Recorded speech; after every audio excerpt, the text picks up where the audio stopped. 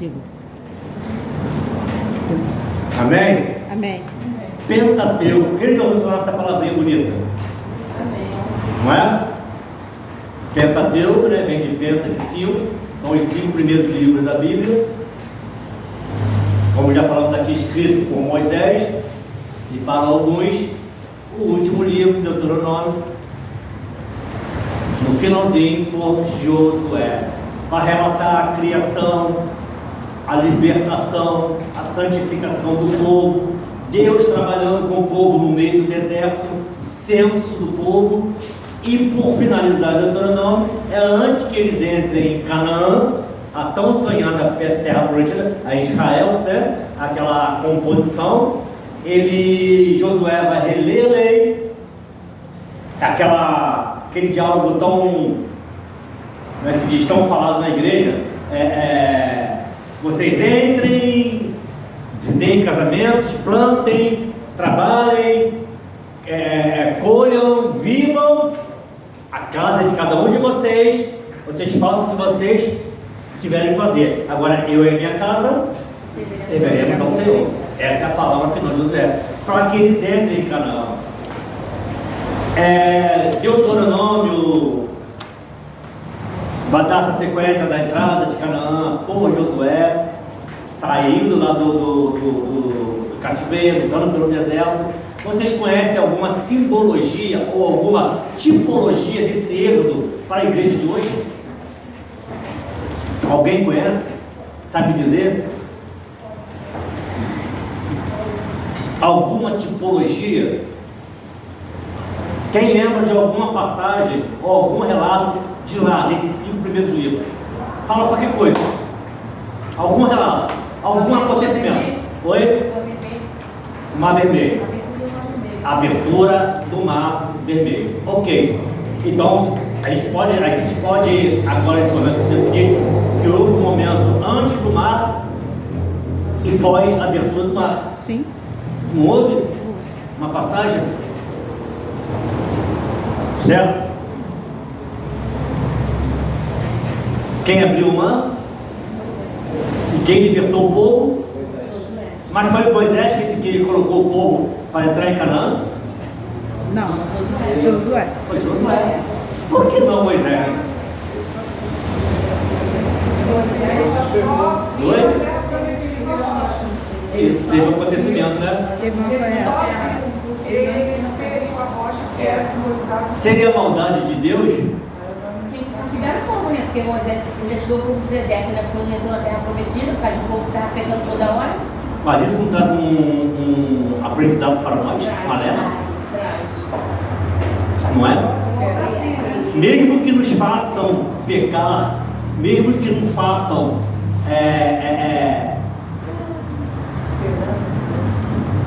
ter momentos de afronta, o culpado não é quem fez você fazer, o culpado é você mesmo.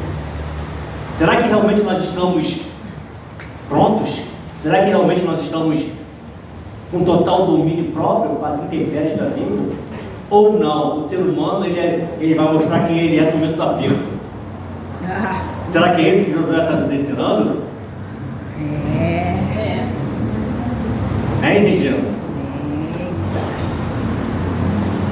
Então Gênesis, Êxodo, Levítico, Número, Deuteronômio vai falar dessas situações, dessa tipologia. E detalhe, tem muita aplicação para nós. Se a gente for parar para analisar cada pedacinho de Gênesis, de Êxodo, nossa, dá para tu pregar um ano inteiro.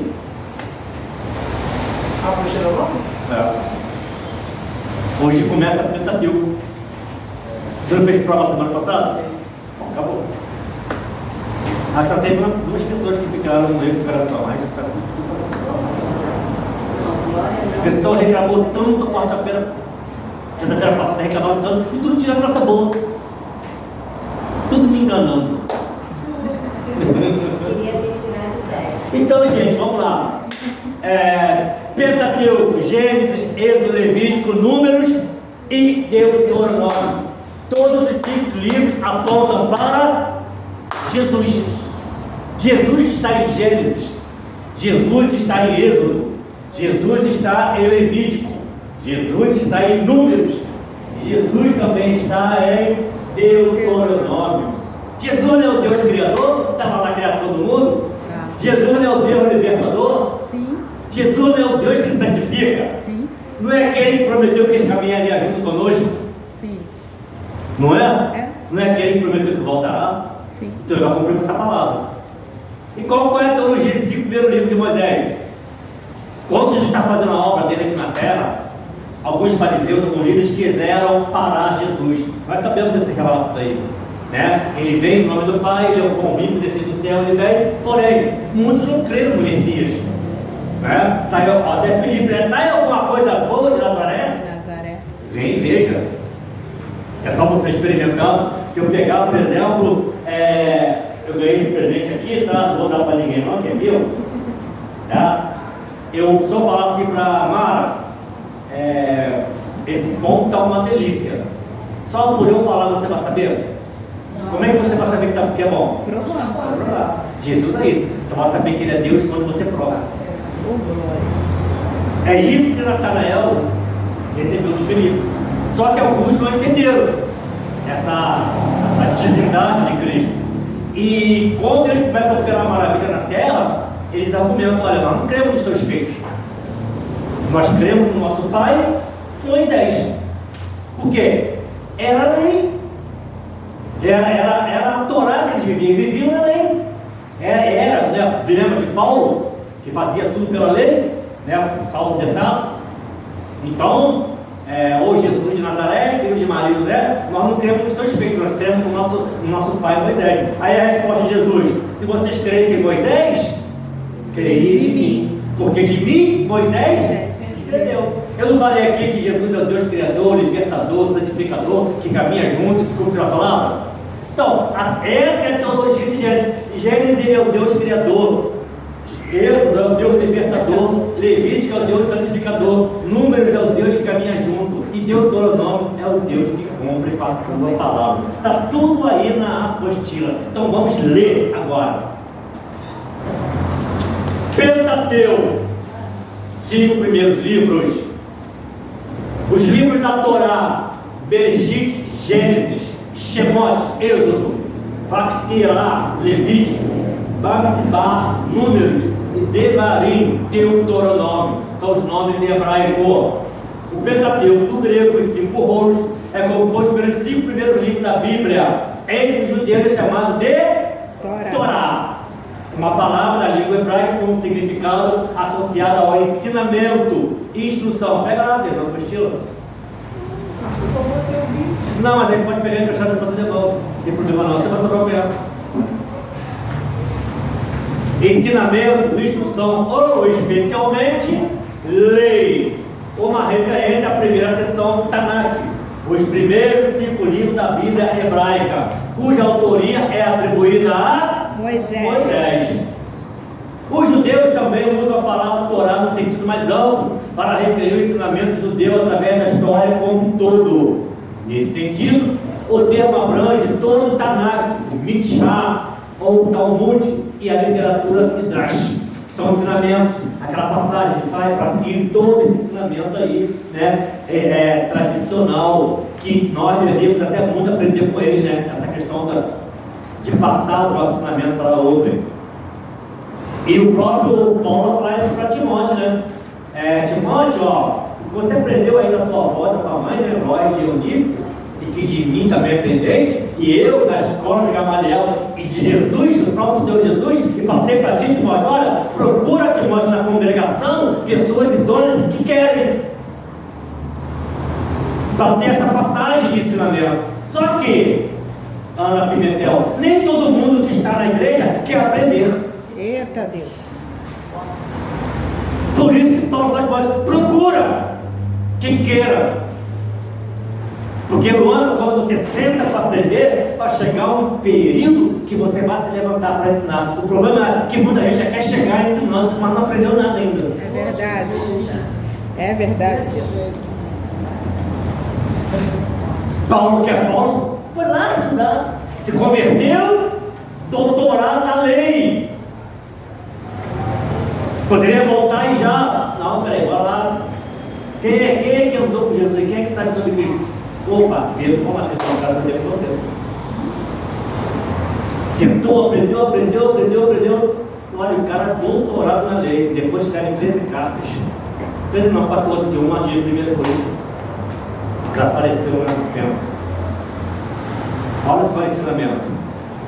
Né? E é notório a gente lembrar de que naquela época de Cristo, ele existia uma senha. Já leram algumas passagens. Jesus vinha andando e pregando o Evangelho, e de repente Jesus assentou-se. Já viu isso na Bíblia? E Jesus sentou-se. Sabe o que sentar ali é uma senha? Sabia disso? Que quando o mestre sentava, todo mundo que estivesse falando qualquer coisa parava para ouvir o mestre.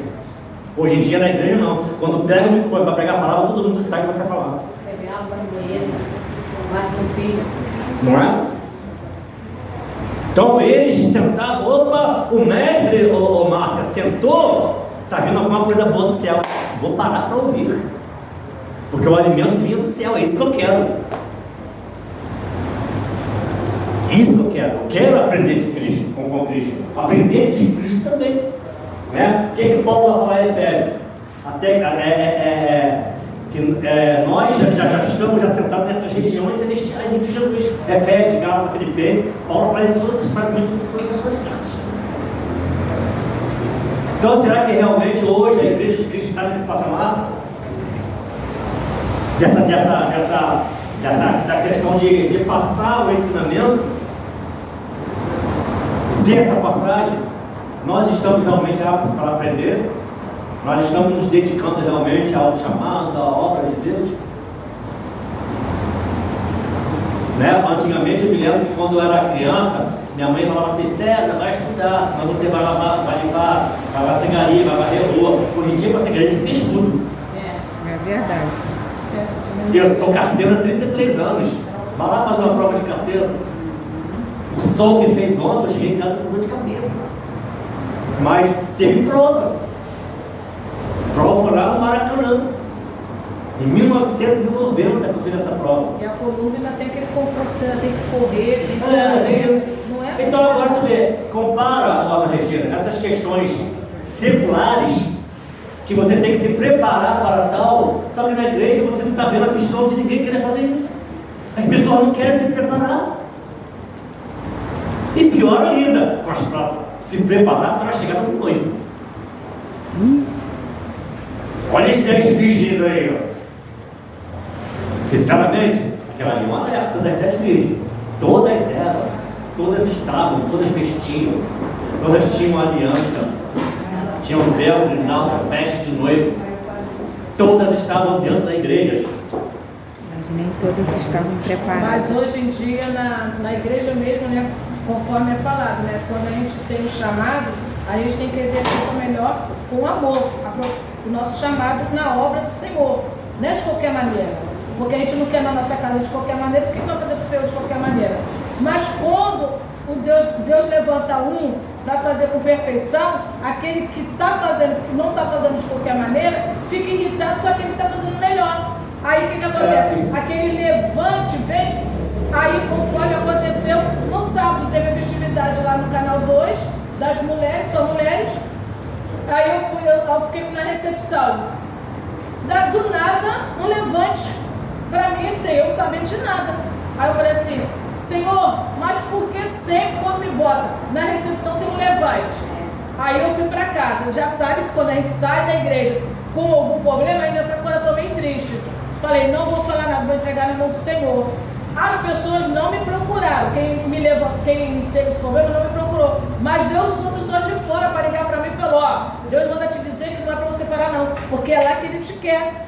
Aí eu falei assim, já estava querendo entregar tudo. Por quê? A gente, nós, né, em geral, quando nós estivermos fazendo o que é obra da igreja, a gente tem que fazer com excelência.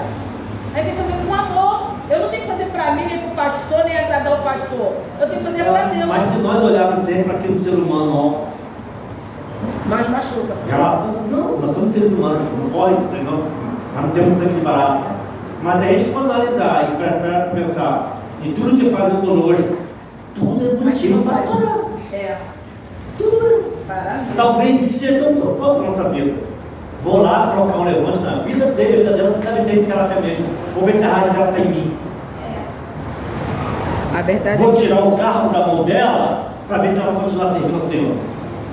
essa passagem é que Moisés viu a terra prometida, mas não entrou, por causa de algumas coisas que ele fez, bota a gente para pensar, né? Não cai uma folha do céu sem que o Senhor não permita.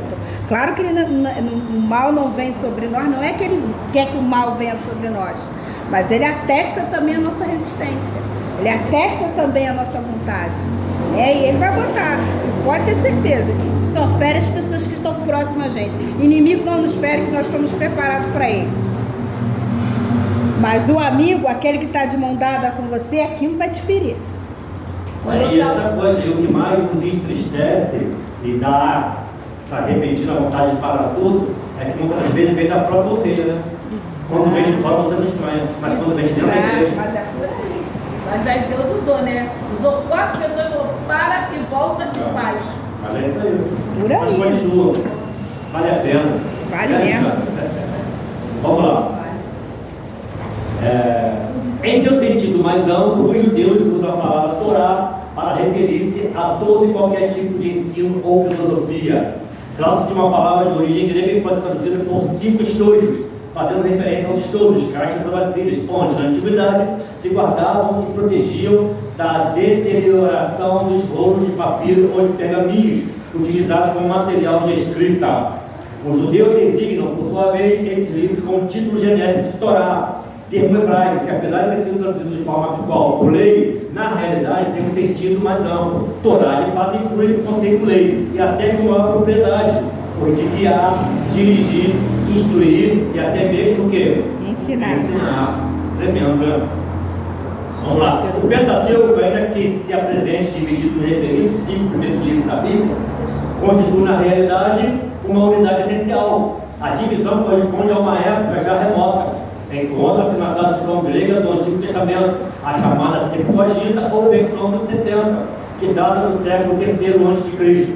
A causa da separação dos livros foi a dificuldade de dispor o texto completo de todos eles em um único rolo. Seria impraticável por causa do volume excessivo. Sem contar que o hebraico é lido de forma escrito de trás para frente e sem vontade, né?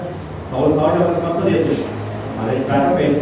Então aí, imagina colocar tudo isso na mão. Tem que ser muito sábio para. O inglês também é assim.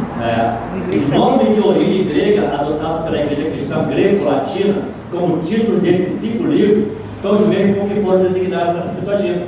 Correspondem, respectivamente, ao conteúdo de cada um dos textos e consideram cada caso ao destacar um determinado fato ou assunto assim. Aí está aí.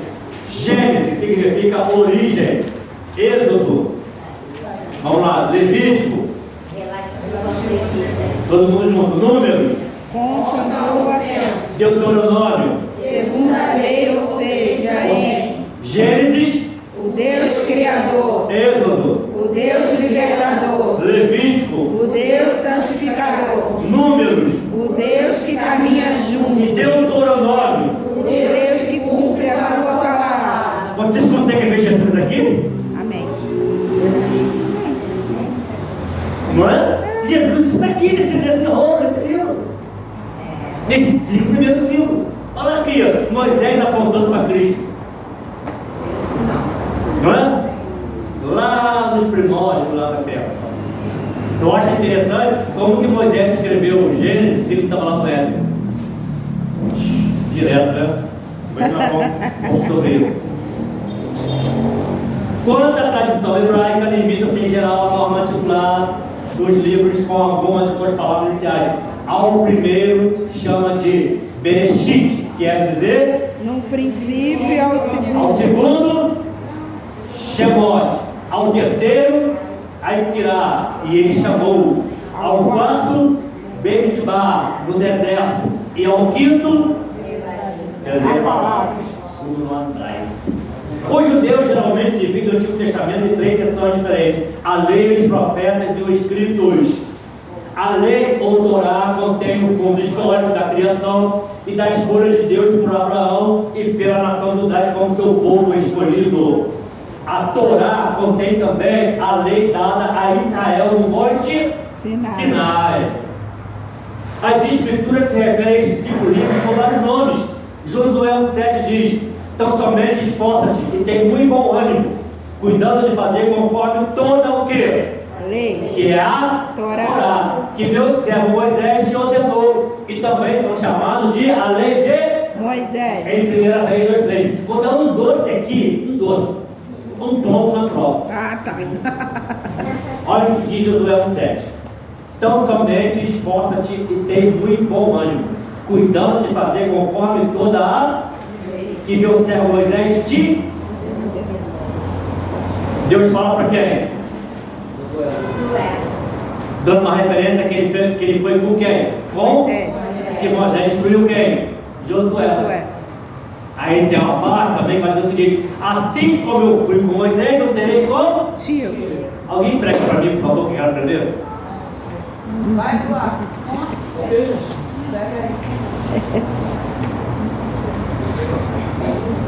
E aí? Assim como eu fui com Moisés, eu serei contigo. Ó.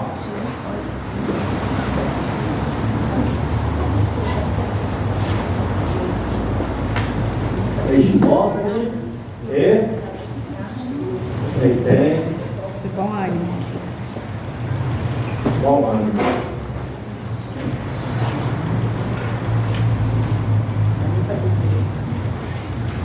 Assim como eu fui com Moisés, eu serei contigo.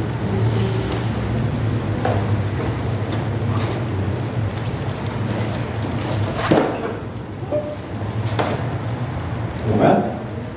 Esforça-te de bom ânimo. Assim como eu fui com Isso Moisés. aqui é tremendo. Aqui está uma pregação de 2 anos de mensagem. É. Não dá? Claro que não. Claro que dá, o senhor sabe. É Deus falando pra. É Deus falando pra. É Deus. Olha Deus falando para Josué: esforça-te, tem muito bom ânimo. Por quê? Porque vai ser difícil, vai ser complicado, mas ele vai estar com ele. Porque se ele foi com Moisés na hora de abrir o Mar Vermelho, vai ser com ele na hora de atravessar o Jordão. Mas para isso, Josué tinha que. Se esforçar, ter bom Como ânimo. é que você quer algo de Deus para fazer a obra se você não se esforça? Eita Deus! E detalhe, muito bom ânimo. Luana, está afim de pregar hoje no chá das irmãs, no sábado, lá na congregação? Ó céus, ó vida, nossa, não sei. Cadê o ânimo? Josué, vai Josué, ó, Moisés vai sair de cena, Josué. Agora é contigo. Contigo. Senhor, quem sabe, não sei. Eu? Chama outro, eu não. E aí? Como que Deus vai confiar um povo dele, a obra dele, na minha mão, se eu não tenho bom ânimo? Se eu não me esforço para aprender, para estar de pé, vou desistir por quê? Mesmo porque no início da caminhada de Moisés, quando ele tenta botar empecilho, Deus fala para ele: não sou eu o dono da boca, do olho, não sou eu? Aí Moisés vê tudo aquilo, chama para libertar o povo, e Moisés passa por assim, particularidade minha. Eu creio que Deus poupou Moisés para ele não entrar na terra. Porque 20 anos depois que eles entram, o povo faz tudo de novo. Moisés ia ter um derrame. Ia ter mesmo. Ia ter mesmo. Porque a passagem da dor dele, que ele vai subir, que Deus vai dar as leis para ele, que quando ele desce, ele fica completamente isolado. Nossa, é uma... Então, essas particularidades, esses mistérios e esses milagres que Josué experimentou pela chamada dele, agora ele sai de cena. Só que Josué está no cantinho dele, ó. E sabe o que é mais interessante? Você não vê ouvindo falar de Josué quando Moisés está em cena. Não vê mesmo. Não vê mesmo. Não vê. Ele só aparece quando Josué sai. Então, enquanto o teu líder estiver contigo, cuidado para você não querer passar no lugar dele, tá?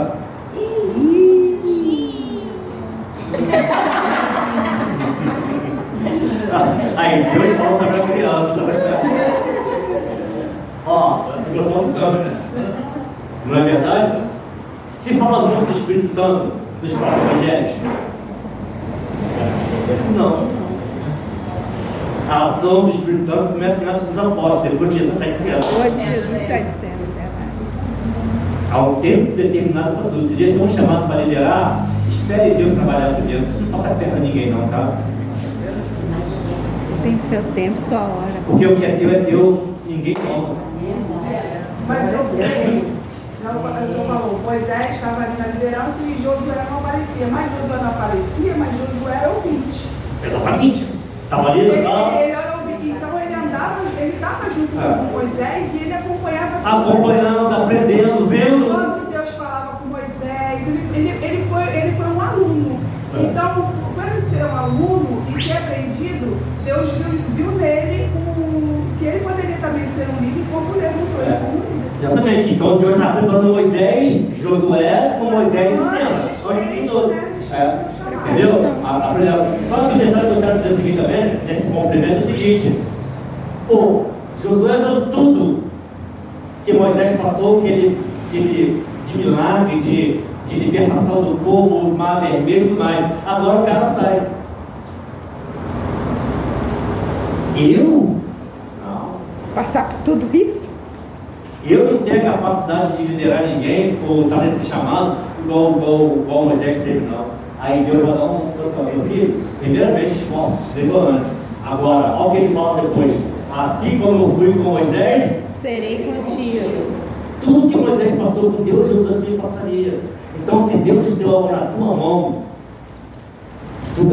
não compare o teu dom com o ministério de ninguém. Assim como Deus fez com muita gente que está lá em cima, vai fazer contigo a mesma coisa. Aleluia. A mesma coisa que o meu mesmo Espírito. É isso aqui que Deus quis mostrar para Josué. Se você se esforçar e tiver bom ânimo, tudo que Moisés passou, assim como eu fui com ele, se tiver o outro mar vermelho, eu também abrirei através das suas mãos. Como eu consegui fazer através de Moisés, também falei contigo. Só que o mais interessante, vamos lá. Antes da entrada em Canaã, teve algo depois do Mar Vermelho que impedia do povo passar. Dois processos. Quem sabe dizer? O Jordão é muralha de Jericó. Uma palminha pro varão ali. Glória a Deus. Josué já estava em cena? Moisés estava em cena? Não. Quem estava? Josué. Moisés já tinha. Então Josué passa o Jordão e as muralhas. Ou o contrário, primeiro. Não, o Jordão e depois as muralhas. Não é? É linda mesmo. Nós falamos aqui no início da lição tipologias bíblicas. Moisés, tipologia de quem? De Cristo, Jesus Cristo. É? Sério mesmo? Confirma? Quem concorda, quem concorda e quem discorda? Moisés é uma tipologia de Cristo? Sim. Por quê? Por quê? Tem que ter um porquê. Oi? Por quê? Não, eu estou falando isso porque, né? A intimidade que ele tinha com Deus. Não é por isso que é tipologia. Libertador. Libertador. Outra palma. Ele foi chamado por Deus para ir a uma terra para libertar um povo de Deus. Então Moisés ele vai fazer a tipologia de Cristo. Não é? Só que no meio do caminho, antes de passar o Jordão, Moisés sai de cena. E quem passa no Jordão é? Josué. Jesus não fez isso conosco, não veio à terra para nos libertar Sim. de um cativo espiritual. Não é? E qual é o processo do novo crente que sai lá da mão do inimigo pelo libertador Jesus? Qual é o processo do novo nascimento? Se dá onde? Batismo. No batismo. Então a passagem do Jordão é a simbologia do nosso batismo nas águas. Eita. E depois vem ainda outro processo, que são as muralhas de Jericó, que são as intempéries da nossa vida diariamente. Quantas muralhas que nós temos que derrubar diariamente até chegar em Canaã celestial? Então toda a Gênesis, Êxodo, Levítico, Número, Deuteronômio vai fazer uma tipologia para o Novo Testamento. Aquele povo que sai, que é liberto, que vai para essa terra, que manda leite e mel, essa terra, é nada mais, é uma simbologia da nossa vida com Cristo. É o nosso dia a dia, é a igreja na terra, tendo que passar por tantas situações complexas, né? Mas não deixando de ser crente, porque se você olhar quando eles entram e formam a Israel lá, todos eles entraram. A formação das 12 tribos através do filho de Jacó, né? A ação de Israel, que forma, quando entram na Canaã, que formam Israel, todos eles entraram, mas todos eles entraram, todos os 12, as 12 tribos entraram, mas todos os 12 tiveram um processo na terra, um diferentemente do outro. Todos entraram em Canaã. Pessoal, a ovelha vai entrar no céu. A ovelha será arrebatada, independente de seu temperamento. Glória a Deus. Sabia disso? Sabia disso, mano? Ovelha é ovelha. Ovelha é ovelha. Pastor, Sim. A muralha pode-se dizer também que é depois que Jesus foi batizado e a aplicação no deserto? Pode. Na aplicação pode. Teve que passar por esse processo para poder ser. Ele é batizado no Jordão, ele vai ser levado ao deserto para ser tentado pelo mal, né, pelo diabo, né, para 40 dias lá. E só começa o ministério depois de vencer o mal. Né? Ele vence pela palavra, ele é servido pelos anjos e depois começa o ministério. Olha só, Deise. Jesus Cristo, que é Jesus, passou pelo batismo nas águas, precisou vencer o mal para depois começar o ministério. Tem gente que chegou antes de começar o ministério antes de vencer tudo. Antes de uma libertação, né? Exatamente. É um processo, sabe? Agora vai ter igreja, eu não tinha, tem tanta igreja aí. Eu acho que conceito meu. Tudo bem que tem igreja. Melhor 500 igrejas evangelhas de ponta a ponta do que 500 inferninhos e. Isso. Mas aí não vai pegar a verdade. Então, aí vamos chegar. O problema é a distorção do propósito disso tudo. Do Evangelho. É a distorção do propósito. Porque é muito fácil eu chegar amanhã, vou largar o pastor Henrique, vou largar o pastor Marcelo Lourenço e vou fundar uma igreja. Cristo do Paulo Mendes. Aí ao invés de eu ir lá no sertão do Nordeste ou lá no Sul para evangelizar e cuidar das pessoas, eu vou fundar a igreja do lado. Aí Paulo fala, o que é que eu procuro um fundamento onde já existe? É verdade. É verdade, falou certo agora. Então, vamos lá, falar de história. Uma história. Gente, isso aqui tem muita coisa para falar. Nossa, eu estou com medo de me perder nessa história aqui. A gente está no meio do dia. Nós estamos só na introdução, tá? Vamos entrar dentro de Gênesis ainda. Amém. Vamos lá. Amém. Onde eu parei? Os 5 livros da Bíblia que compõem o Pentateuco são o princípio da revelação progressiva de Deus ao homem. Em Gênesis encontramos o começo da criação, a queda do homem, a promessa da redenção, o início da civilização humana e o início do relacionamento de aliança entre Deus e o seu povo escolhido, Israel. O próximo livro, vocês estão sem apostila? Ainda está processo de formação. Tá. O próximo livro é Êxodo, ao qual registra Deus libertando seu povo da escravidão e sua preparação para a posse da terra prometida que Deus lhe tinha reservado. Deus reservou uma terra para nós. O livro de Êxodo recorda a libertação de Israel do Egito depois de 400 anos de escravidão, assim como prometido por Deus a Abraão. A gente vai falar muito aqui sobre o bico de pato. Quem conhece o bico de pato? Ainda fala muito sobre isso, muito mesmo, né? Aquele biquinho de pato assim, ó, né? Pode ser.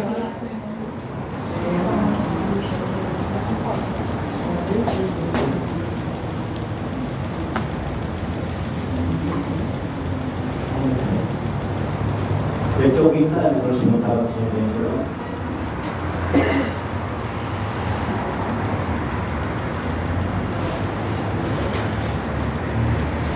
Cid, você pode olhar na igreja lá, que ela falou que a porta lateral da igreja está aberta, não sei se tem alguém ensaiando. Está tudo escuro lá. Está aberta a porta? Está tudo aberto. Foi tudo escuro. Então vai ter que ver lá na cozinha, né? A porta da cozinha para pegar o. Tem alguém que vai mexendo. Não sei. Quando eu cheguei estava tudo fechado. Quando eu cheguei estava tudo escuro. Até quando eu fechado. Tigre. É o rio da Rio Tigre e Eufrates. Depois já falar sobre isso aí lá em Gênesis. Depois em Êxodo também. Vamos lá. Esse livro registra a aliança que Deus faz com Israel no Monte Sinai, as instruções para a construção do tabernáculo, a entrega dos 10 mandamentos e outras instruções sobre como Israel devia adorar a Deus. Levítico segue Êxodo e expande as instruções de como o povo da aliança, Israel, devia adorar a Deus e governar a si mesmo. Esse livro estabelece os requisitos do sistema sacrificial que permitiria que Deus esquecesse os pecados do seu povo até o sacrifício perfeito de Cristo. Quando o pecado seria expiado completamente. Tudo é uma tipologia, né? Apontando lá para a cruz do Calvário, para Cristo. Depois de Levítico, temos o livro de Números, qual coloca os principais eventos durante os 40 anos que Israel vagou no deserto e dá instruções para adorar a Deus e viver com o seu povo da aliança. O último dos 5 livros que compõem o Pentateuco é Deuteronômio. Muitas vezes refere-se a Deuteronômio como a segunda lei, ou repetição da lei. Ele registra as palavras finais de Moisés antes do povo de Israel entrar na terra prometida. Deuteronômio 1:1. Em Deuteronômio, a lei de Deus dada no Monte Sinai é repetida e explicada. Enquanto Israel entra em um novo capítulo de sua história, Moisés nos relembra dos mandamentos de Deus e das bênçãos que seriam deles se obedecessem a Deus e as maldições que viriam através de quem? Da sua desobediência. Os 5 livros do Pentateuco são geralmente considerados livros históricos por registrarem os acontecimentos históricos, embora sejam muitas vezes chamados de Torá ou lei. Já falamos aqui. Na realidade, eles contêm muito mais do que as leis. Eles fornecem uma visão geral do plano de redenção de Deus e fornecem um plano de fundo para tudo que se segue nas Escrituras. Como o resto do Antigo Testamento, as promessas, tipos e profecias contidas no Pentateuco têm seu cumprimento final na pessoa de quem? E obra de? Jesus Cristo. Jesus Cristo, né? Ok. Eu ia falar aqui, deixa eu ler aqui de novo. Eles fornecem uma visão geral do plano de redenção de Deus e fornecem o plano de fundo para tudo que se segue nas Escrituras. Né? Como o resto do Antigo Testamento, as promessas, tipos e profecias contidas no Pentateuco tem seu cumprimento final na pessoa e obra de Deus. Peguei. Vamos lá.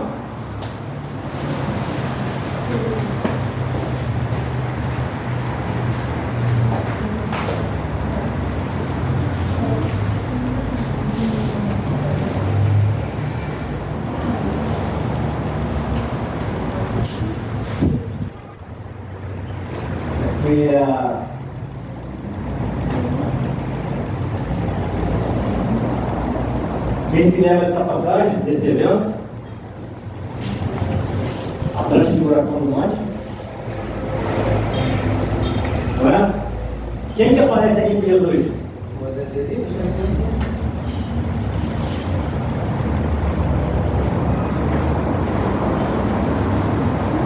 Não é? Jesus lá no meio? Não é? Nós não falamos aqui na apostila de que o Pentateuco termina com o Deuteronômio e vai ter uma tipologia apontando para a obra e redenção de Jesus Cristo, né? Nós lembramos aqui que Gênesis é o Deus Criador, Êxodo, Deus Libertador, Levítico, Libertador, Deuteronômio, cumpre a palavra, Levítico é números que caminham junto e Deuteronômio é aquele que cumpre a palavra. Está com dor de cabeça, Jean? Tá? Não, tá tranquilo. Dá para acompanhar a aula? Tá. Amém. Nós falamos aqui que é um cumprimento. Então, nessa transfiguração do monte aqui, vai cumprir o seguinte. Olha bem.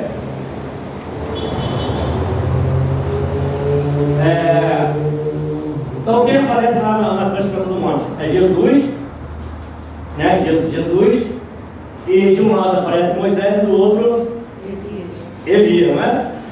Jesus é o cumprimento? Não é? Olha aqui. Quais são as semelhanças entre Moisés, Jesus e Elias? Moisés e Elias se cumprem em isso. Então a lei que nós estamos dando agora nessa matéria, que é o Pentateuco, é Moisés, vai se cumprir em Cristo. E os profetas, revelados por Elias, vai se cumprir também em Cristo. Qual é a semelhança entre Moisés, Elias e Jesus? Sim, é um total na finalização, mas tem algo de comum entre esses três aqui. Morreu. Hã? Morreu. Fala aí. Fala. Morreu. Hã? Não morreu, José. Fala aí. Carlos. Quem sabe? De quem? Não, mas Tá por aí. Tá quase.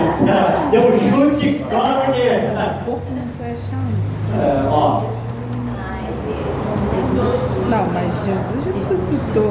Moisés, o corpo não foi encontrado. Elias foi trasladado. E Jesus ressuscitou no terceiro dia.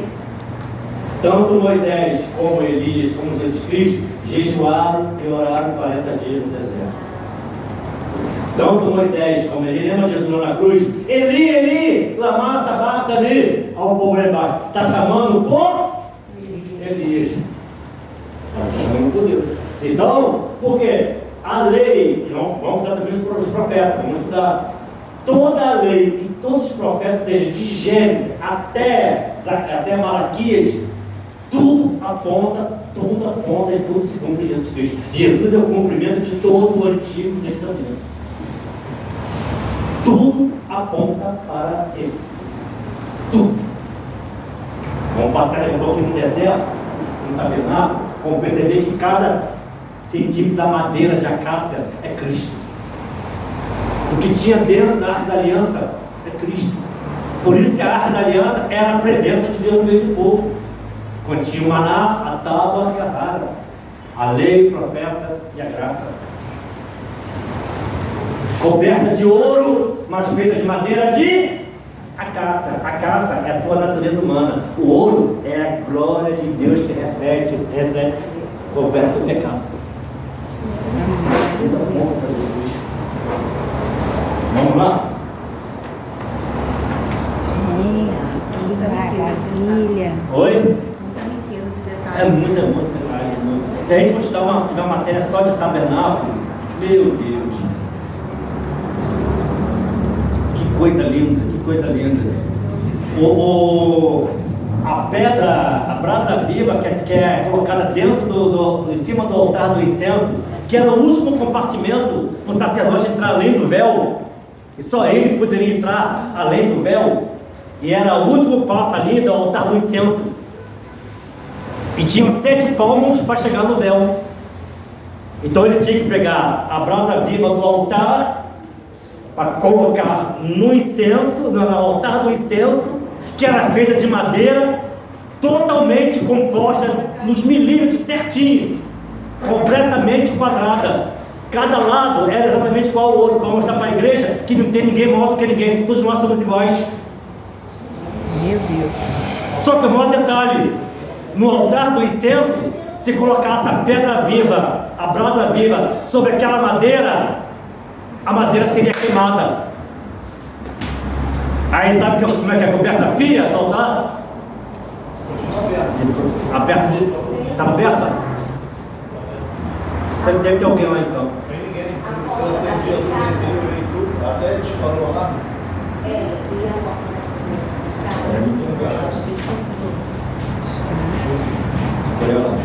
Vamos lá, onde eu estava? Pedra. Então, A pedra. aí o Iane, Colocava era o último compartimento do altar do incenso, antes de chegar o véu, onde o sumo sacerdote entrava e recebia a presença de Deus para falar com o povo, certo?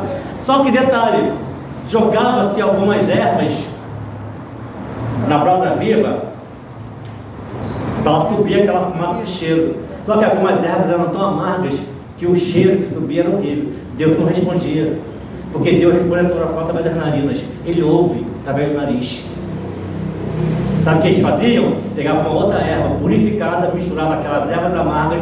Quando faziam a mistura completa, subia um cheiro suave. Deus cheirava a ela e recebia a oração dos santos. Ou seja, essa erva amarga era você e eu com o nosso pecado. Ervas amargas me lembrarão de onde Deus me tirou, mas com a unção do Espírito Santo, Deus consegue ouvir a minha oração, a unção da graça.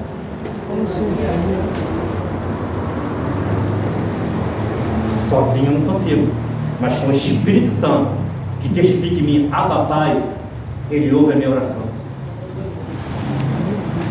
Só que a brasa que era colocada no altar do incenso, ela vinha do altar do sacrifício. Esse altar do incenso era dentro do compartimento do santo lugar, mas o sacrifício era lá fora, todo mundo viu. O sacrifício de Cristo foi para todo mundo ver, mas para entrar no santo lugar não é qualquer um. Pode até falar da morte dele, pode até presenciar a morte dele na cruz, mas presenciar a voz do Espírito Santo, a voz de Deus, não, está além do véu, só quem tem essa unção. Pode ouvir falar, mas igual a nós, entrar no Santo ninguém entra, somente nós, que temos sangue. Tremendo, né? É lindo. E pastor, a gente pode pegar um link nisso e é por isso que a palavra de Deus vai dizer que Ele nos fez reino e sacerdote. Exatamente. Só entra nessa presença quem é sacerdote. O sangue dele nos fez sacerdote. Nos fez sacerdote. Então vamos chegar lá ainda. Só tem que dar um pincelado, não é isso? Vamos chegar lá. Vamos lá, Levítico segue Êxodo, né? Já falamos aqui. Onde eu falei. Os 5 livros do Pentateuco, né? São geralmente considerados livros históricos, já falamos aqui. E lá no finalzinho, o último parágrafo lá, como o resto do Antigo Testamento, nós vimos aqui a configuração, as promessas, tipos de profecias contidas no Pentateuco, têm seu cumprimento final na pessoa e obra de Jesus Cristo. Essa obra redentora. Vocês sabiam que Jesus faz o caminho inverso do nosso, da igreja? O senhor já mostrou. Já falamos aqui, né? É o contrário, ele já vivia além do véu, né? Então todos já sabem, então não precisa falar mais nada. Eu falei que o senhor já falou. Não sei se todos já. Vamos lá, tradições teológicas do Pentateuco. Isso aqui, pessoal, é para fundo histórico. Não tem como colocar isso aqui na prova, porque isso aqui é bem complexo. Mas eu coloquei para vocês estudarem, se vocês querem saber. Por exemplo, vamos lá. A história de Javé, Javista, é 950 anos antes de Cristo. Aí tem a epopeia mosaica do reino do sul de Judá. Prefere o nome divino Javé. Inclui tradições desde a criação até a conquista da terra prometida. Seu relato de criação se encontra em Gênesis 2, 5. A história de Elohim, né? Elohim, Lamar, Sabactani, né? Elohista, 850 anos antes de Cristo. A epopeia mosaica do reino do norte, Israel. Vocês sabem por que reino do norte e reino do sul? Nós não estamos nessa matéria ainda, mas sabe por quê? Quando a Bíblia fala, está o reino do norte, o reino do sul. Por quê? Cada divisão. Isso, mas que divisão? Fala, continua. De Salomão. É isso? Tá bom, cara. É isso aí. Salomão dividiu o reino, né? As 12 tribos ele divide. Ficam 10 tribos para o norte e 2 tribos para o sul. Então o reino do norte e o reino do sul. Vocês querem ligar o ventilador, não? Não. Tá ficando calor. Não tá chovendo não, né? Ó, alguém pode abrir a janela? Então vamos lá. Inclui tradições desde a criação até a conquista da terra prometida. O relato de criação se encontra em Gênesis 2:5. Aí vamos lá. A história deuteronômica está aí o relato. A história sacerdotal está aí o relato. E a primeira coleção divinamente inspirada. Agora vamos ler sobre isso. O Pentateuco foi a primeira coleção literária divinamente inspirada, reconhecida como escritura pela comunidade judaica. Como tal, é a parte mais importante do cânon hebraico. Sua posição superior no cânone antigo, em respeito à autoridade e santidade, é evidenciada por sua posição e separação dos outros livros na Septuaginta. Todas as traduções completas das Sagradas Escrituras principiaram com o Pentateuco, a autoria de Moisés. Vamos lá. A gente está vamos pegar a Bíblia aí, Gênesis capítulo 1. Vamos falar do Ex Nihilo. Vamos lá. Para afirmar que estes 5 livros foram escritos por Moisés, existem vários argumentos. Tradição. Uma antiga tradição hebraica atribui a coleção a Moisés. A convicção do povo judeu evitou a discussão sobre questões literárias e de traduções sobre o Pentateuco. Por todo o Antigo Testamento, permeia a tradição mosaica. Aí tem uma referência: Josué, 1 Reis, 2 Reis e Neemias. Referência feita pelos profetas.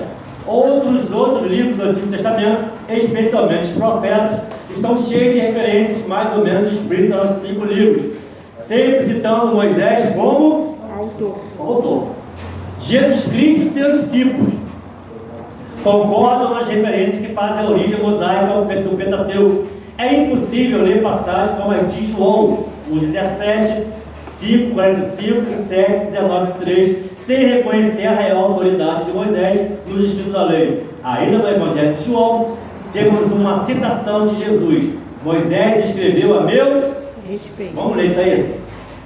João, capítulo 5, versículo 46. Vamos abrir a Bíblia. João 5. Vamos ler dos 45 até 47.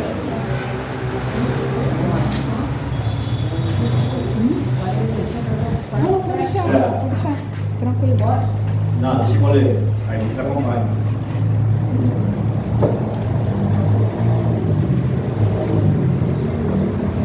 Ok? Todos acharam? Vamos acompanhar a Bíblia? Vamos? Vamos lá. Vamos ler do 31 em diante, para gente pegar o contexto? Vamos? 31? É. João 5, mas do 31 em diante. Vamos ler para a gente pegar o contexto? Tá? Vamos lá. Se eu testifico de mim mesmo, o meu testemunho não é verdadeiro. Há outro que testifica de mim. Eu sei que o testemunho que ele dá de mim é verdadeiro. Vós mandastes a João, e ele deu testemunho da verdade. Eu, porém, não recebo testemunho dele, mas digo isso para que vos salveis. Ele era a candeia que ardia e iluminava, e vós quiseste alegrar-vos por um pouco de tempo com a sua luz. Mas eu tenho maior testemunho do que o de João, porque as obras que o Pai me deu para realizar, as mesmas obras que eu faço testificam de mim, de que o Pai me enviou. E o Pai que me enviou, ele mesmo testificou de mim. Vós nunca ouvistes a sua voz, nem vistes o seu parecer, e a sua palavra não permanece em vós, porque naquele que ele enviou não credes vós. Examinai as Escrituras, porque vós cuidais nelas da vida eterna, são elas que de mim testificam. Isso aqui, ó, é a salvação em Jesus. Quer debater qualquer seita heresia? Leia esse versículo aqui, 39. Isso aqui está dizendo que a salvação também existe. É um carro-chefe para isso. Vamos lá. E não quereis vir a mim para ter vida. Eu não recebo glória de homens, mas bem vos conheço, que não tendes em vós o amor de Deus. Eu vim em nome de meu Pai, e não me aceitais. Se outro vier em seu próprio nome, a esse aceitarei. Olha só. Jesus ele veio com uma perna de 3 mesmo, né? Só com um chicote mesmo para bater. É bonito. Né? Como podeis vós crer, recebendo honra uns dos outros e não buscando a honra que vem só de Deus? Não cuideis que eu vos hei de acusar para com o Pai. A um que vos acusa, quem é? Em quem vós? Te dou um dom doce para quem me interpretar isso aqui para mim. Olha o que ele fala. Não cuideis que eu vos hei de acusar. Jesus não acusa ninguém, mas tem um que acusa. Quem é que acusa? Satanás. Não. A gente pensa que é mais Moisés. A lei. A lei. Se você vive pela lei, será julgado pela lei. Então Jesus está dizendo para aqueles homens o seguinte: ó, eu não vou acusar vocês diante do Pai, mas eu vou acusar. Quem é? Moisés. Nossa. É. Se vive pela lei, será julgado pela lei. É à medida que você é julgado. Quem está falando é Jesus. Se julga, Sou eu será não. julgado.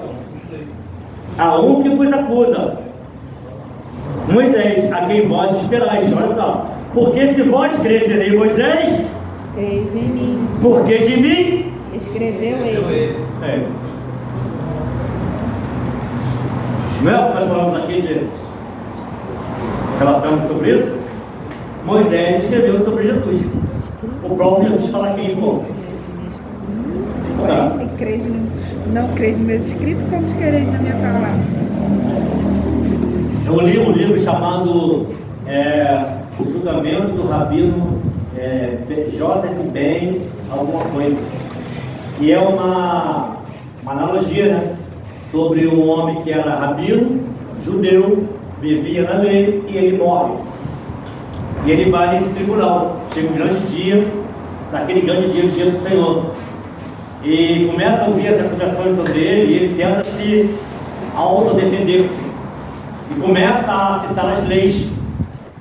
Aí tem alguém que lá no meio do plebiscito lá da galera lá, né, não sei se é jurado, alguma coisa, se levanta. Começa a falar sobre isso, sobre a lei e a graça. Aí ele, quem és tu para falar sobre mim? Aí ele fala assim, eu sou Paulo, apóstolo Paulo. Aí ele, Paulo não, você é Saulo, traidor da lei. Nós não conhecemos, nós não aceitamos Saulo. Nós cremos sim, Saulo que foi traidor da lei de Moisés. Aí ele começa a falar, Paulo fala assim, mas se você realmente viveu nessa lei, então você vai ser julgado pela lei. E é alguém que está te acusando dessa lei. Aí ele fala, quem é Satanás? Demônio não. Moisés te acusa. No livro está dizendo isso. Por quê? Ele está vivendo a lei. Por isso que o mundo lá fora é assim. Enquanto nós estamos debaixo da graça, se houver um pecado na nossa vida acidental, enquanto a nossa alma estiver habitando no corpo, a chance de arrependimento, aí sim. Agora, a alma se despedir do corpo, porque a alma que pecar essa, morrerá e segue seu juízo.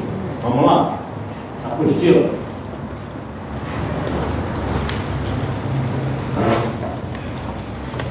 E ele explicou ao seu discípulo no caminho de Emaús o que a Escritura diz dele, começando por Moisés, Lucas 24, página 5, Verônica. O testemunho de alguns intelectuais. Esses intelectuais de séculos após Cristo seguem naturalmente a tradição judaica, aceita sem contestação por Tácito, Juvenal, Estrabo, também Longido, Porfírio e o imperador Juliano. Existem outras teorias que contestam a teoria do Pentateuco, porém este estudo é para pessoas que acreditam na inspiração divina das Sagradas Escrituras. Lembra? A provinha lá da semana passada, a questão lá do diálogo do crente chamado Augusto, inspiração bíblica, né? Muita gente colocou aquela autoridade, né? Não entendeu que ela tem. Pegadinha, né? Mas era inspiração bíblica, não é? Né? Portanto, não é necessário citar a teoria contestatórias. Composição e unidade. O Pentateuco é um documento de livros individuais, mas também uma narrativa ininterrupta de uma história completa que vai da criação até a morte de Moisés. Em primeiro lugar, cada um dos livros tem seu próprio interesse e unidade. Gênesis revela sua cultura literária, repetindo 10 vezes, esta é a história, ou são estas as gerações. Êxodo revela sua unidade de diversas maneiras. Por exemplo, a lei dos capítulos 19 ao 40 baseia-se na narrativa do êxodo de Israel do Egito. Sem narrativa, a lei não tem fundamento histórico. Levítico é um manual de liturgia para os sacerdotes. Números relata a marcha de Israel no deserto desde o Sinai até Canaã.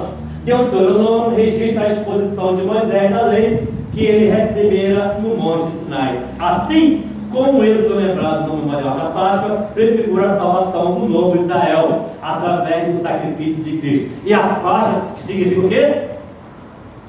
A Páscoa significa o quê? Ressurreição. Acho que o judeu é feito do Egito. Isso é a ressurreição? Isso é o quê? Libertação. Então o Cordeiro Pascal trouxe libertação. Ok? Não é isso? Põe um pouco de ervas amargas no meu sacrifício, para eu me lembrar sempre de onde ele me tirou. Essa pílula que na tua vida vai sempre existir um pouco de ervas amargas, para que você não se encolheça no sua nariz. Essa erva amarga que você insiste em querer tirar não vai sair nunca, que é para te lembrar de onde te tirou. Eu nunca esqueci disso. Amém. Sempre. E o interessante é que tem gente que sabe disso e continua sabendo. Paulo fala, segundo a carta aos Coríntios, que o espinho era para que não se ensoberbecesse a grandeza das revelações. E todos nós temos espinho na carne. Sim. Todos nós temos. E não adianta orar que Deus não vai tirar. Mas que você não ama. Não é isso que Tiago fala? Que Elias tinha as mesmas paixões que Deus. Meu Deus. Orou, o fogo desceu do céu. Mas o ser humano se escondeu no meio da terra. Crente pentecostal. Mas uma palavra se esconde. Eu não me lembro se, acho que foi na igreja metodista, quando chegaram na semana da Páscoa, a ceia fazia assim, primeiro tinha a mesa posta, aí tinha o mel, eu acho que era o leite e o chá amargo. Aí tinha que ser o mais amargo. Aí ele fazia o quê? O boldo. Aí molhava o pão no leite, depois era no mel, mas primeiro você tomava o chá. Aí quer dizer, quem é que queria tomar o chá amargo? Aí quando a gente tomava o chá amargo, engolia, adulto toma, né? Criança não. Aí logo a gente queria logo o quê? Pegar o mel, para tirar o amargo da boca. Aí o pastor falava que era o sacrifício naquele momento, que tudo a gente queria só coisa boa, né? Então era o símbolo que usavam na igreja metodista. Ok, vamos lá. Assim como o êxodo lembrado no memorial da Páscoa prefigura a salvação do povo de Israel, através do sacrifício de Cristo, a história de Núria dramatiza a marcha espiritual de todos os filhos de Deus através do deserto, em seu caminho para a terra prometida. Advertidos a não perder o quê? A fé. Nós estamos no êxodo. É uma tipologia? Estamos no êxodo. A igreja está vendo o êxodo. O que você acha? Tá? Passagem, né? Tá vendo o êxodo, né? A igreja? Sim, não?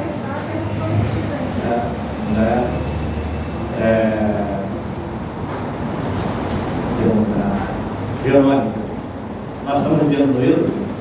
Um êxodo? Não sabe? Sim, não? Vou perguntar a Deise. Eu acho que sim, que a gente está a caminho da saída da Canaã, a gente fala. Acho que está Estamos andando em círculo no deserto. Então nós estamos andando um caminho mais longo, né? Mas existe atalhos, quem que é atalho? Não, enquanto Caminho mais longo. Enquanto os filhos esteve. Olha. Vamos lá. Os 5 livros do Pentateuco estão ligados entre si através da narrativa contínua. Êxodo continua a história, começando em Gênesis sobre os israelitas que foram para o Egito. Moisés cumpre o juramento de José, feito em seu leito de morte, que tinha que levassem seus ossos embora do Egito. Levítico, capítulo 9, explica o ritual do tabernáculo como uma espécie de suprimento das instruções para a sua construção em Êxodo. Levítico também mostra como foi realizado o rito para a ordenação do sacerdote, delineado em Êxodo 29. O livro de Números compartilha muitas conexões com Êxodo e Levítico. Extensas porções de 3 livros ocorrem no deserto de Sinai e compartilham preocupações e regulamentos cerimoniais semelhantes. Em seu primeiro discurso, Deuteronômio, Moisés resume a história de Israel desde o Sinai até a terra do Moabe, conforme registrado em Números. Em seu segundo discurso, ele faz alusões frequentes ao êxodo. Pelos mais frequentes ao mesmo. Repetido com pequenas modificações dos 10 mandamentos e o modo de Israel corresponderá a eles. Êxodo 20, Deuteronômio 5. A divisão do Pentateuco em 5 livros é a verdade da divisão secundária de que foram elaboradas para a unidade literária. Por isso, a melhor maneira de entender o Pentateuco é vendo nele um livro dividido em 5 volumes. Aí está aí, tá bom, vai ser batido. Em estrutura literária, mas vamos ler sobre isso. Aula na página 8. Cronologia e contexto histórico. É só leitura mesmo. Tá?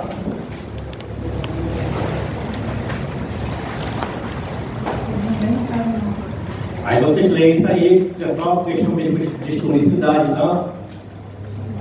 E vamos lá começar Pentateuco, Gênesis. Eita Deus. Vamos abrir a Bíblia? Gênesis capítulo 1, versículo 1. É forte, hein?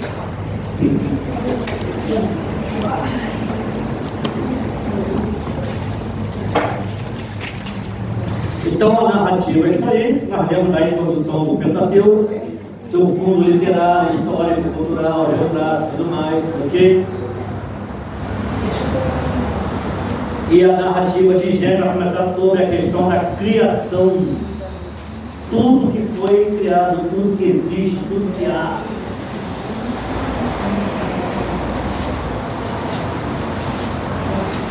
Nós já falamos aqui sobre isso, mas eu quero repetir com vocês.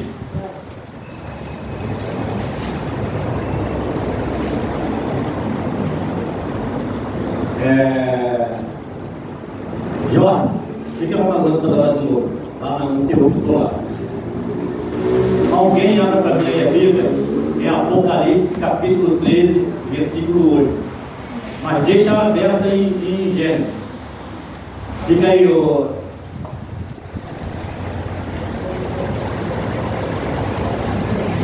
Apocalipse 13, 8.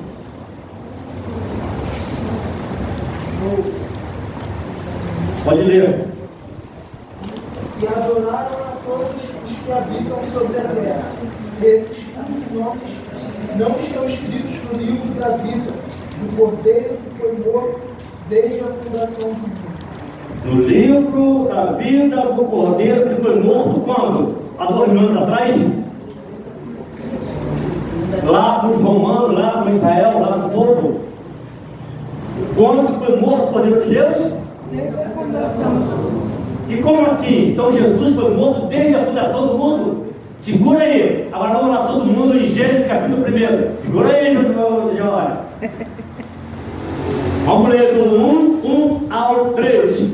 Olha bem, nós lemos Apocalipse 3:8 que o Cordeiro de Deus, Jesus, foi morto Desde a fundação do mundo. Não foi 2 mil anos atrás. Lá em algum momento da eternidade, ele já havia sido morto no plano de Deus. Agora vamos lá. E o que diz na sua Bíblia? Em Gênesis capítulo 1, do 1 ao 3. Olha bem. No princípio, criou Deus os céus e a terra. E a terra era sem forma e vazia. E havia trevas sobre a face do abismo. E o Espírito de Deus se movia sobre a face das águas. E disse Deus, haja luz, e houve luz.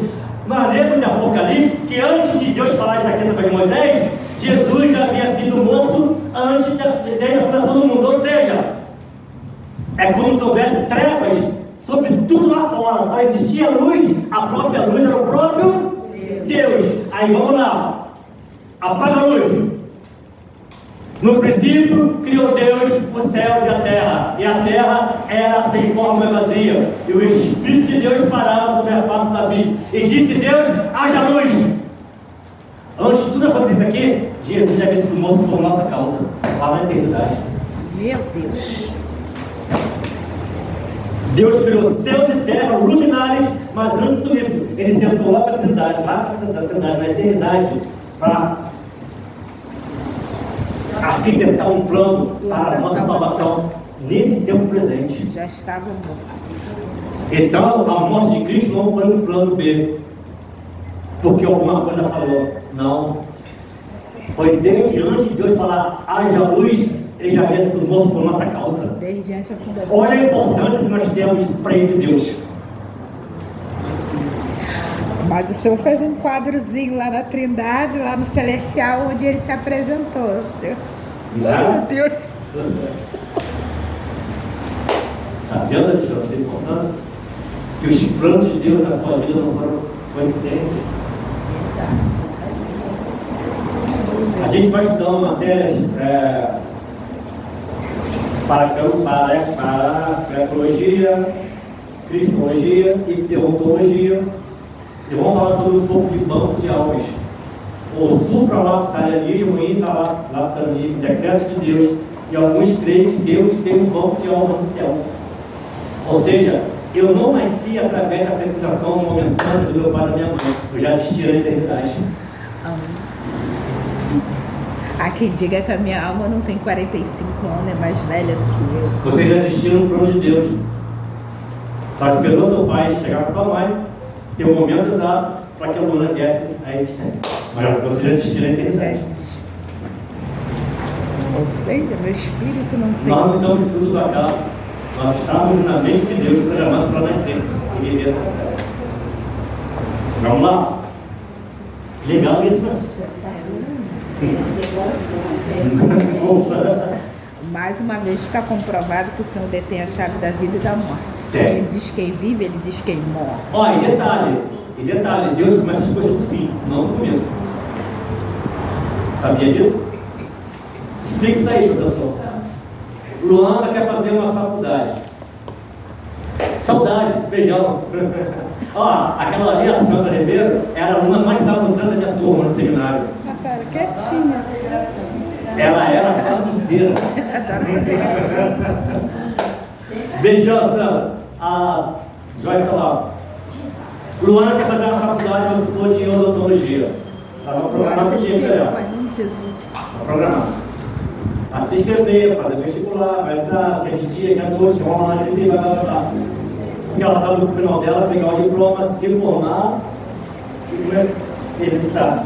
Deus começa as coisas do fim, não do começo. Mesmo que você programe do início, você, mesmo programando e querendo no final, você não sabe se vai acontecer ou não. Porque o amanhã, a gente não sabe do amanhã. Mas Deus já sabe. Mas Deus começa pelo contrário. Ele sabe qual será o nosso fim. Ele sabe da nossa eternidade. Ele sabe quem subirá e quem ficará. Então ele sabe qual será o nosso fim. Aí ele retrocede no tempo, pega o nosso pai, a nossa mãe e traz a existência à nossa vida. Mas sabendo qual será o nosso final. Final pra gente é o começo, final pra gente é o começo. Ele determina o fim, retorna para o início e começa a trabalhar a nossa história. Mas sabendo qual será o nosso fim. Porque ele deu de surpresa. Ué, você subiu aqui? Não, ele sabe que você vai lá. Que ele ficará aqui, Deus deu de surpresa. É bem assim. Ele sabe que é joelho e que é filho. Que é 5 prudente que ele não é. Não é? Ele não sabe nada. Sabe? Se eu soubesse que eu depositei minha vida na mão de um Deus que não sabe o amanhã, eu não confiaria nesse Deus. Que garantia que eu teria na minha vida se eu pensasse que meu Deus ele sabe o meu amanhã? Mas eu creio num Deus que venceu a morte e também vencerei. Que tem um lugar elevado. Ele falou assim: vou preparar um lugar, vou crer, te buscarei. Opa, eu creio nisso, acabou. A Bíblia diz, acabou. A Bíblia diz que Jonas foi engolido por um grande peixe. Opa, eu creio porque a Bíblia diz. Mas se a Bíblia disser que foi Jonas que engoliu o grande peixe, ninguém crê, porque a Bíblia está no céu. Então não é uma questão de olhar por vista, mas é questão do que a Bíblia diz. Pela minha fé eu creio. Então se Deus está dizendo, eu vou crer. Ó, a lei. Regina, colocarei vocês por cabeça e não por cauda. Era a convicção de Deus para Israel. Povo levantado para ser cabeça e não cauda. Mas eles estão aonde? Aqui. Aqui onde eles estão. Aí a lei. Colocarei vocês por cabeça e não por cauda. Mas o povo está aqui, ó. Salmo 137. Junta os rios da Babilônia, rio Tigre e Eufrates. Nos lamentamos e choramos. Cativeiro babilônico. Vou estar aqui 70 anos de cativeiro, lamentamos e choramos, lembrando de Sião. Pediram lá na Babilônia para cantar um cântico. Mas como que eu vou cantar um cântico numa terra estranha? Penduramos as nossas harpas em salgueiro. Eles estavam aqui como cauda e não como cabeça. Mas Deus prometeu que ele seria o cabeça e não cauda. Então explique isso para mim agora. Você passar por esse processo de reclusão, aí Deus te promete algo e aparentemente está ao contrário. Mas acontece, isso aqui não é determinado como vida, como rotina. Isso aqui é um processo. O cativeiro serviu para eles tirarem de dentro deles aquilo que eles tinham de mais horrendo e que Deus estava, a idolatria. Quando eles saem daqui, eles saem completamente monoteístas. Dan, Naphtali, para onde nós iremos? Que faremos? E agora? Não temos pátria, não temos lei, não temos muro, não temos nada. E Dan, Naphtali, Zebulon, Yahvé nos prometeu que viria um remanescente, um povo vivo. De onde que ele virá? De Judá. Então é para Judá que nós iremos. Que lá de lá virá o leão da tribo de Judá. Pela primeira vez na Bíblia, eles foram chamados de judeus. De Judá. O processo de eles serem cauda era transitório, mas para um processo que Deus queria deles. Deus nos chama assim para ser cabeça. E quando nós estamos aparentemente por cauda, pode ter certeza, se Deus te levar para um cativeiro, um processo de reclusão, tenha certeza, Deus quer tirar algo de você. Exatamente. Alguma coisa Deus quer tirar. Talvez Deus já esteja falando. Samuel, quem é? Deus está falando, nós estamos assim. Então, levanta profeta, sacerdote e rei, 70 anos vai ficar lá para vocês tirarem de vocês essa idolatria. E pior de tudo é quando você levanta as falsas irmãs e irmãos, eis que digo, Senhor, se Deus falou que vai ficar, não adianta orar. Que ninguém quebra a palavra de Deus. O processo durante a cativeiro sabe tempo, ninguém mais. E se contente com isso. Glória a Deus por isso. E Deus quer tirar algo, tirou. Deus quando quer, ele consegue. Não tem como fugir. Não tem como. Ele vai pegar o céu na mão dele assim como um lado, ele vai tirar. Mas ele vai conseguir fazer do jeito que ele quer. Porque se você agarra, você deixa ser amassado. Deixa. Dói. Mas Senhor, trabalha em mim. Tira. Eu sozinho não consigo. Mas eu sei que tu pode. E nenhum dos teus planos podem ser frustrados. Se a ovelha vai ser tosquiada todinha, vai tirar todo o peso, vai tirar o livramento. Já deu. É lindo isso. Então vamos lá. Gênesis. No princípio criou Deus os céus e a terra. E a terra era... Deus cria alguma coisa sem forma e vazia. Que Deus é esse? Que Deus é esse, irmã Glória, que criou algo sem forma e vazia? Leandro, me explica. Não é o meu. Alguém? Igor? Sidney? Palavra de sacerdote?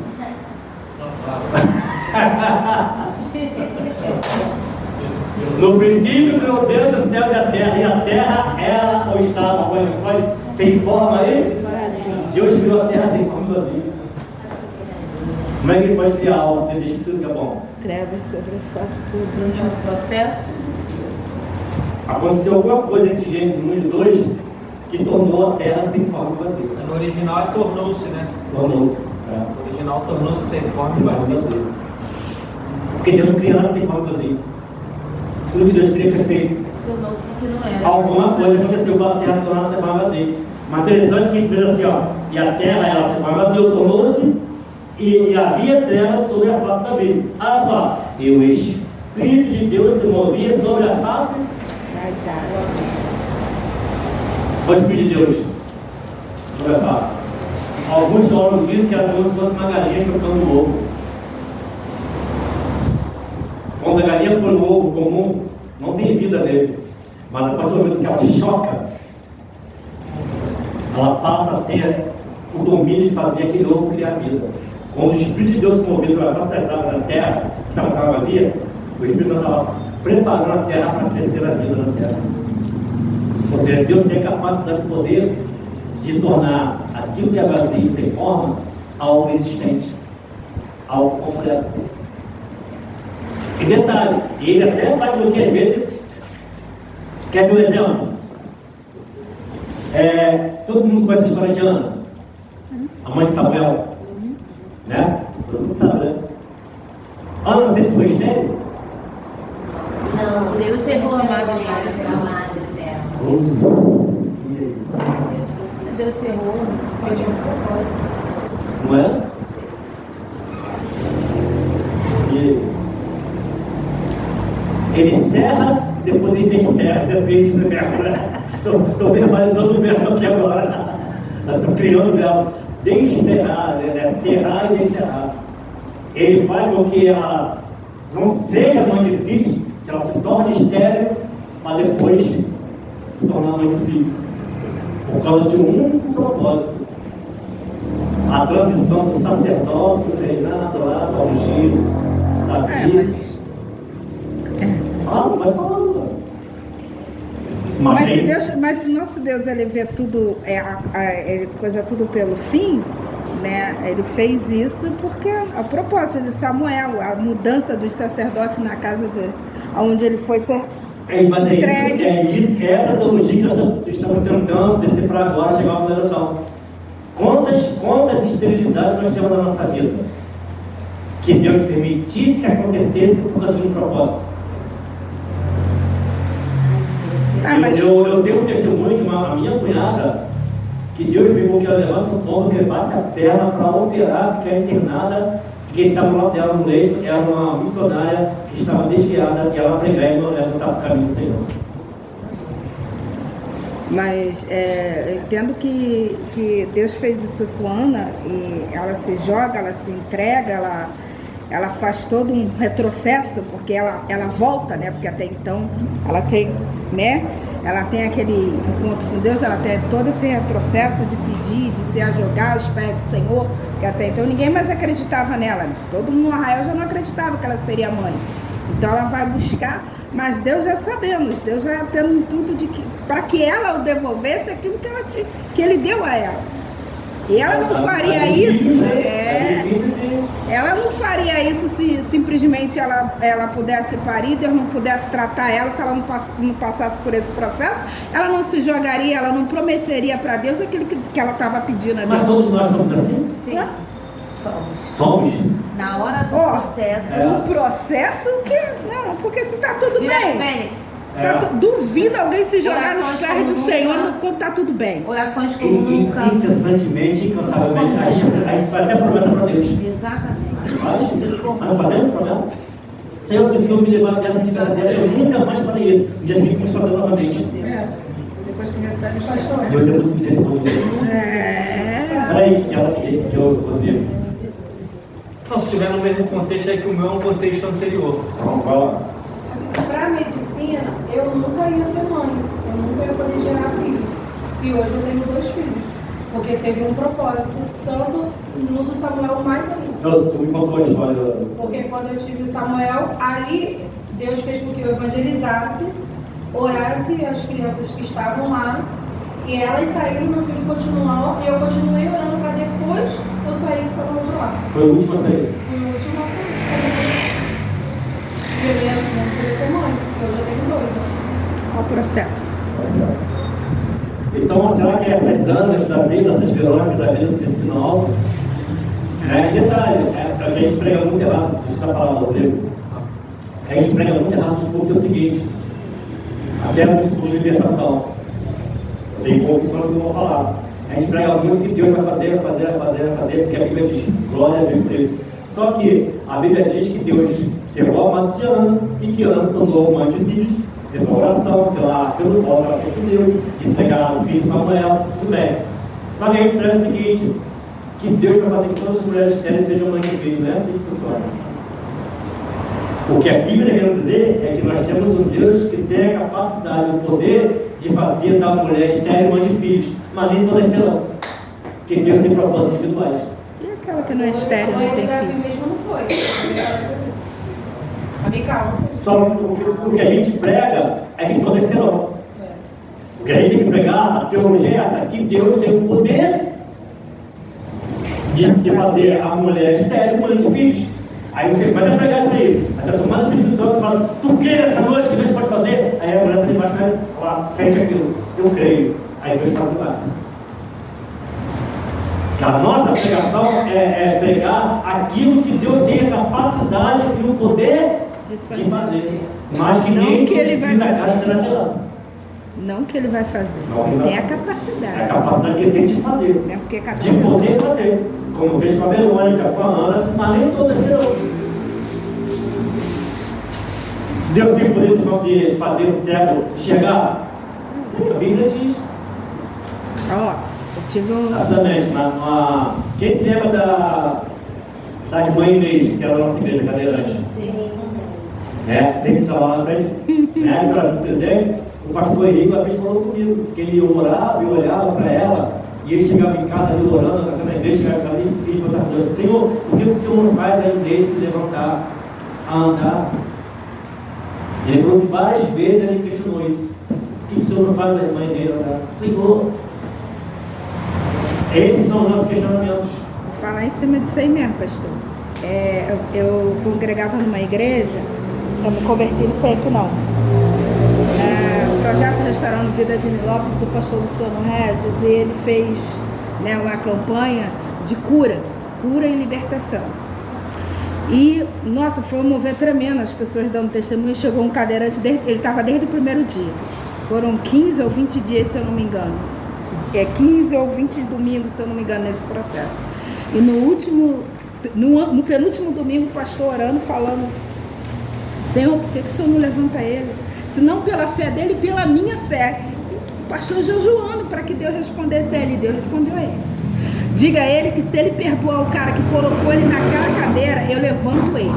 Mas se ele não perdoar, eu vou deixar ele. Porque ele entrou na igreja dizendo que se eu curasse ele ia matar o cara que botou nessa cadeira. E aí, o pastor orando, ele falou para ele: ó, Deus mandou te dizer, na igreja assim, ó, no culto de domingo, Deus mandou te dizer que se você perdoar o cara que te botou nessa cadeira, ele te levanta, ele te cura, te faz você andar agora. Aí ele falou para Deus, pro pastor, sabe o quê? Deus está certo. Que se ele me levantar da cadeira, a primeira coisa que eu vou fazer é matar esse cara. Eu não perdoo, vou matar esse cara. Aí o pastor virou para ele e falou assim: você prefere ficar assim, enfermo, do que perdoar? Eu vou matar esse cara. Deus está certo. Só que o cara que botou ele na cadeira, ele não disse por que o cara tinha botado ele na cadeira. Mas Deus revelou que o cara virou pastor. E aí? Pastor, sobre a questão da terra se tornar, Gênesis 1:1, né? A terra tornou-se quando a Bíblia ela pode compartilhar ela mesma, Isaías 45, no versículo 18, diz assim, ó: porque assim diz o Senhor, que tem criado os céus, o Deus que formou a terra e a fez. Ele a estabeleceu, não a criou vazia, mas a formou para que fosse habitada. Eu sou o Senhor e não há outro. Então essa questão de ter algo, ter se tornado não é. Aí vem outras teorias, né? Que foi esse período aí de milhões e milhões de anos. Alguns dizem que foi a queda dos dinossauros, Não né? é? Que foi a queda dos dinossauros. Que tornou a terra sem forma vazia. Interessante, né? Dá pra Tem os saldos gigantes, dos animais gigantes falam. A gente vai pegar lá depois que fala. Fala, Thelma. Já que estamos falando de milagre, vou contar um milagre. Deus não marcou, porque eu carne na vez. Aí quando fez a biópsia, pegou uma célula maligna. Aí fez tratamento de 2 meses de quimioterapia e radioterapia, que muitas pessoas não sabem. E aí, na metade do tratamento, a célula tinha sumido. O doutor ficou fora, porque a maioria do doutor não acreditou, né? Só Deus, né? E nós sofremos muito, porque a nossa fé fica assim, né? Mas a gente crê no poder de Deus. A gente sabe que Deus é nosso Deus técnico, né? E nós sabemos que Deus vai fazer alguma coisa, mas o que Deus vai fazer, a gente sabia. Aí, ele terminou o processo dele, 2 meses de química, de rádio. Ele tem 38 anos, meu irmão, é velho. Aí, passar um tempo no mês, ele fez uma tomografia. E para agora de Deus, ele foi curado, assim. Ele foi resultado, foi lá pegar, demorou nem como acabar onde ele fazia o tratamento dele. E para agora ele foi curado. E nós somos de graça agradecendo a Deus. Porque o nosso Deus, ele operou no passado, né? Antes, operou no passado, e ele opera agora. Amém, aleluia, glória a Deus. Esse testemunho, ele fica vindo em você, porque minha família tem pessoa que Eita Deus, glória. Aí está continuando em Gênesis, vamos tomar um cafezinho para uma água.